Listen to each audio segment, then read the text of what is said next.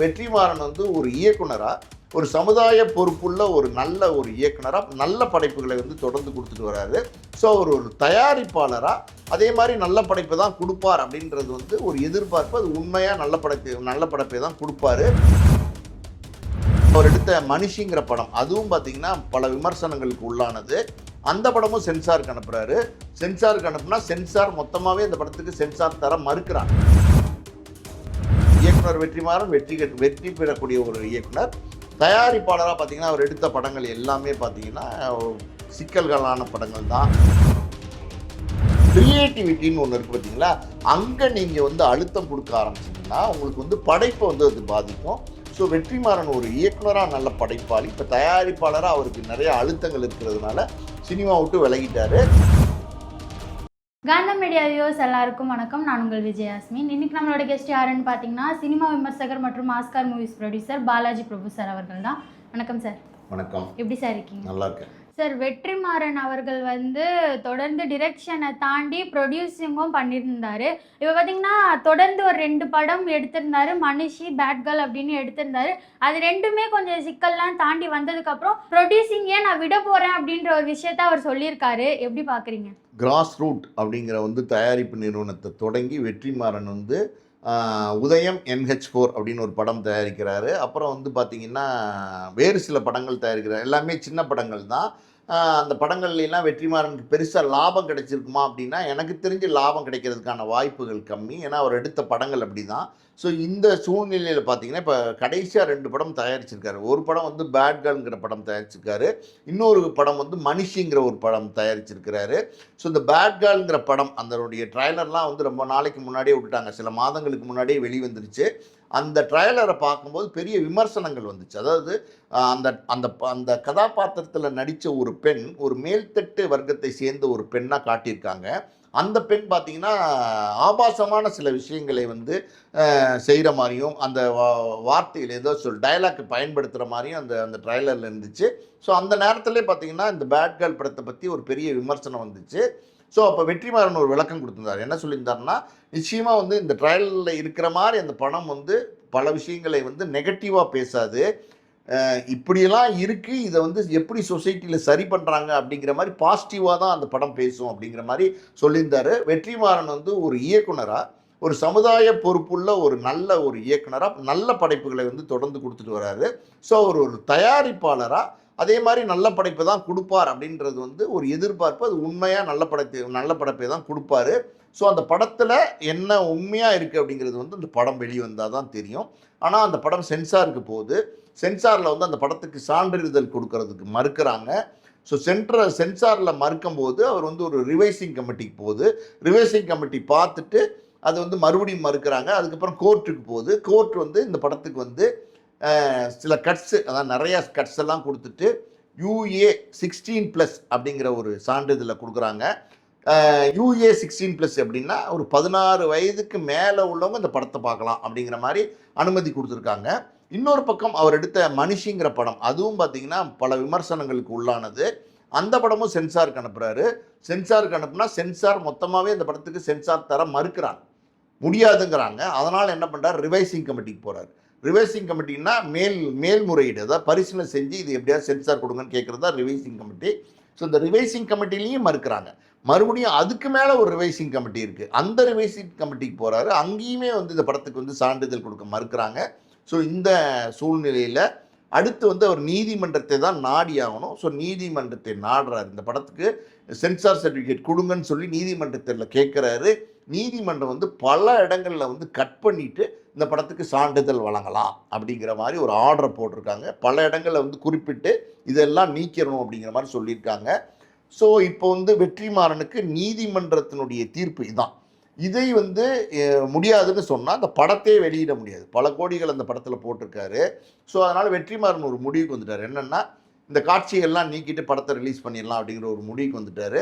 So இப்போ அதுக்கான வேலைகள்லாம் நடந்துக்கிட்டு இருக்கு. நான் இதுலேருந்து ஒரு விஷயம் வந்து சொல்ல வர்றாரு. என்ன அப்படின்னா, இது நான் ஒரு நல்ல படங்களை எடுத்து கொடுக்க நினச்சேன். ஆனால் பார்த்தீங்கன்னா பல இன்னல்கள் சிக்கல்கள் இருக்குது அப்படின்னு சொன்னார். ஆரம்பத்துலேருந்தே பார்த்தீங்கன்னா வெற்றிமாறன் ஒரு தயாரிப்பாளராக, இயக்குனர் வெற்றிமாறன் வெற்றி பெறக்கூடிய ஒரு இயக்குனர். தயாரிப்பாளராக பார்த்தீங்கன்னா அவர் எடுத்த படங்கள் எல்லாமே பார்த்தீங்கன்னா சிக்கல்களான படங்கள் தான், தோல்வி படங்கள் தான். அதனால் அவருக்கு தொடர்ந்து நஷ்டங்கள் வந்துகிட்டு இருந்துச்சு. ஸோ இப்படி இருக்கிற சூழ்நிலையில் இந்த பேட் கேர்ள், மனிஷி இந்த படங்கள்லாம் பார்த்தீங்கன்னா எப்படி சொல்கிறது, சென்சார் சர்டிஃபிகேட் வாங்குறதுலே பல பிரச்சனைகள் இருக்கிறதுனால இது ரொம்ப அழுத்தம், அதாவது மன அழுத்தம் இருக்கும் அவருக்கு நிச்சயமாக. அவர் அந்த மேடையில் சொல்லியிருக்காரு, என்ன சொல்கிறான்னா, கிராஸ் ரூட் அந்த நிறுவனத்தை வந்து நான் மூடு விழா பண்ணுறேன், இனிமேல் படங்கள் தயாரிக்க போகிறதில்ல, என்னுடைய கடைசி படம் வந்து பேட் கேர்ள் தான் அப்படிங்கிறத அவர் தெளிவாக சொல்லிட்டாரு. ஸோ அந்த இடத்துல ஒரு விஷயம் குறிப்பிட்றாரு, என்ன அப்படின்னா, அதாவது வந்து ஒரு இயக்குனராக வந்து நான் ஜாலியாக படங்கள் பண்ணிகிட்டு இருந்தேன், ஒரு தயாரிப்பாளராக எனக்கு பயங்கரமான சுமை இருக்குது, அதனால் அது வேண்டாம் அப்படிங்கிறது வந்து குறிப்பிட்றாரு.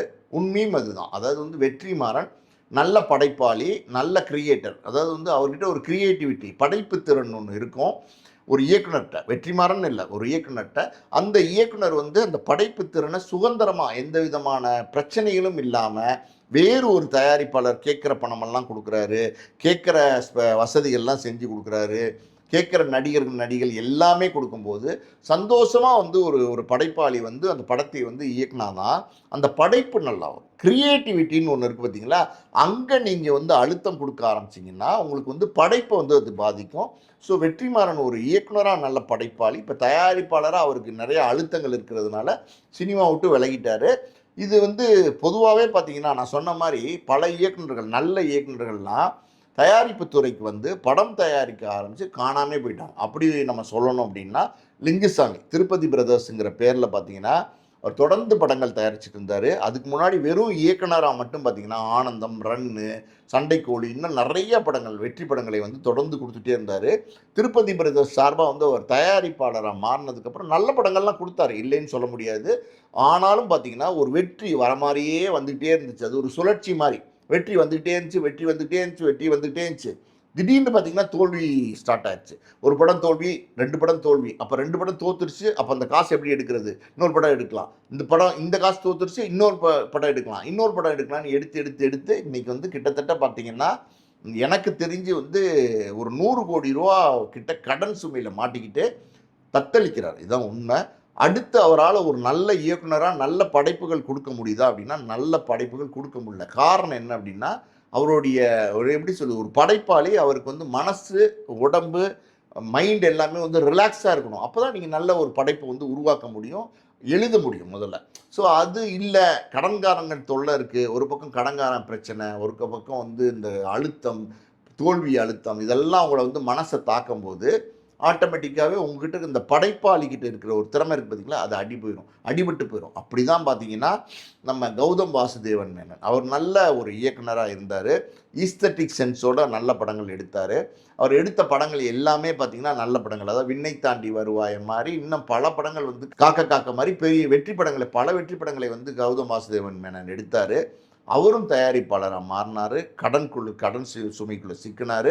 அதுக்கப்புறம் அவர் இயக்கிற எல்லா படங்களுமே தோல்வி படங்களாக இருந்துச்சு. இன்றைக்கி அவருக்கு இயக்கிறதுக்கான வாய்ப்பே இல்லை. அந்த கடன் அடைக்கிறதுக்கு நடிகராக நடித்து காசெல்லாம் வாங்கி அந்த கடன் அடைச்சிட்ருக்காரு. இது வந்து தொடர்ந்து நடந்துகிட்ருக்கு. ஒரு இயக்குனர், ஒரு படைப்பாளி, பல உதாரணங்கள் நம்ம சொல்லலாம். சங்கர் எஸ் பிக்சர்ஸ் சார்பாக பார்த்தீங்கன்னா படங்கள் தயாரிச்சுட்டு இருந்தார். ஒரு பிரம்மாண்ட இயக்குனர். அந்த பிரம்மாண்ட இயக்குனர் சின்ன படங்கள் தயாரிக்கலாம் அப்படின்னு சொல்லி இம்சை அரசன், அப்புறம் பார்த்தீங்கன்னா ஈரம், இன்னும் நிறைய படங்கள் வந்து தயாரித்தார். ஆரம்பத்தில் அவர் தயாரித்த படங்கள்லாம் வெற்றி படங்களாக இருந்துச்சு. போக போக வந்து பார்த்திங்கன்னா பெரிய தோல்விகள் வர ஆரம்பிச்சிச்சு, கோடிகளில் நஷ்டமாக ஆரம்பிச்சிச்சு. அந்த சூழ்நிலையில் சங்கர் வந்து எப்படி சொல்லுது, சுதாரிச்சுக்கிட்டு இனிமேல் நம்ம படம் தயாரிக்க வேண்டாம் அப்படின்னு எஸ் பிக்சர்ஸ்ங்கிற நிறுவனத்தை மூடிட்டார். இன்னொரு உதாரணம் சொல்கிறேன் கேளுங்க. இப்போ நம்ம அட்லி இருக்கார் இல்லையா, அவர் அட்லி வந்து ஜவான் ஒரு படம் ஷாருக் கான் வச்சு கொடுக்குறாரு. 1000 கோடி கலெக்ட் பண்ணுது. அதில் பெரிய சம்பளம் இவர் கொடுத்துருக்காங்க. அதாவது வந்து ப்ராஃபிட் ஷேரிங், அதாவது வந்து வர லாபத்துலேயும் ஒரு பங்கு கொடுத்தாங்க. ஸோ இதெல்லாம் கோடிகளில் வந்து அட்லிக்கு வந்து பணமாக வந்துச்சு. அதே சூழ்நிலையில் பாலிவுட்டில் பேபி ஜான் அப்படின்னு ஒரு படம், அதை வந்து அவருடைய உதவியாளரை இயக்குனராக போட்டு அந்த படத்தை தயாரிக்கிறாரு. அந்த படம் மிகப்பெரிய தோல்வி, பெரிய பொருளாதார நஷ்டம், பெரிய சேதாரம். அந்த படத்தின் மூலமாக அடைஞ்ச நஷ்டங்கள் வந்து பெரிய பல கோடிகளில் வந்து இருக்குது. ஸோ இந்த மாதிரி முருகதாஸ் பார்த்திங்கன்னா ஃபாக்ஸ் ஸ்டுடியோஸ் என்னமோ எடுத்தார், அவரும் நிறைய தோல்வியில் சந்தித்தார். நல்ல படைப்பாளி, அவங்க படைப்பாளியாக மட்டும் இருந்தால், அதாவது இயக்குனர் வந்து நல்ல இயக்குனர் வந்து இயக்குனராக மட்டும் இருந்தால் நிச்சயமாக தொடர்ந்து நல்ல வெற்றி படங்களை கொடுக்க முடியும். அவங்களுடைய மனசு வந்து ரொம்ப ஃப்ரெஷ்ஷாக இருக்கும். அதனால் அந்த மாதிரி சூழ்நிலை அவங்களுக்கு இருக்கும்.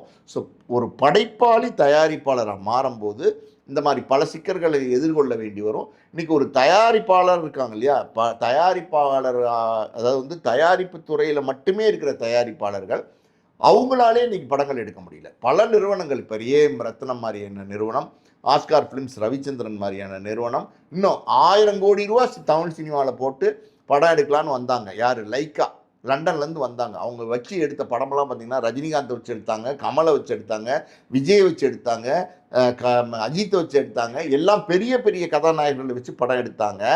ஆனால் அவங்க பெரிய பெரிய தோல்வியை சந்தித்து இன்றைக்கி வந்து ஒரு 1000 ரூபா கூட எடுத்துகிட்டு போகாமல் திரும்பி லண்டனுக்கே போயிட்டாங்க.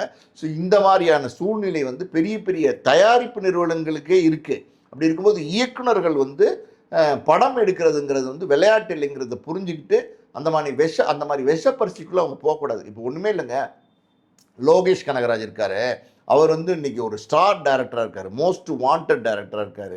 ரஜினி, கமல், விஜய், இன்னும் அஜித் படம் பண்ண போகிறாரு, எல்லாருமே வந்து எனக்கு ஒரு படம் பண்ணுங்கன்னு சொல்கிறாங்க அவர்கிட்ட. அப்படிப்பட்ட லோகேஷ் கனகராஜ் அவர் வந்து சமீபத்தில் ஒரு தயாரிப்பு நிறுவனம் ஆரம்பிச்சிருக்காரு. அந்த படத்தில் வந்து அவர் வெற்றி காணுவார், வெற்றி காணவே மாட்டார்னு நம்ம சொல்லலை, வெற்றி காண்ற ஒரு அதாவது வந்து வெற்றி சதவீதத்தை விட தோல்வி சதவீதம் ஒரு காலகட்டத்தில் ஜாஸ்தியாக வர ஆரம்பிக்கும். ஸோ அந்த கடன் சுமை, அந்த மன அழுத்தமெல்லாம் என்ன ஆகும்னா உங்களுடைய நல்ல க்ரியேட்டிவிட்டியை ஸ்பாயில் பண்ணிடும். ஸோ தொடர்ந்து என்ன நினைக்கிறாங்கன்னா இயக்குனர்கள், அதாவது நம்ம ஒரு படம் இயக்குறோம், அந்த படத்தில் வந்து நமக்கு ஒரு சம்பளம் கொடுக்குறாங்க, அதுக்கு மேலே கோடிகளில் தயாரிப்பாளருக்கு லாபம் வருது, அப்போ அந்த லாபத்தையும் நம்ம எடுக்கலாம் அப்படிங்கிற ஒரு கால்குலேஷனில் வந்து போகிறாங்க. ரொம்ப தப்பான கால்குலேஷன், ஆபத்தான கால்குலேஷன்.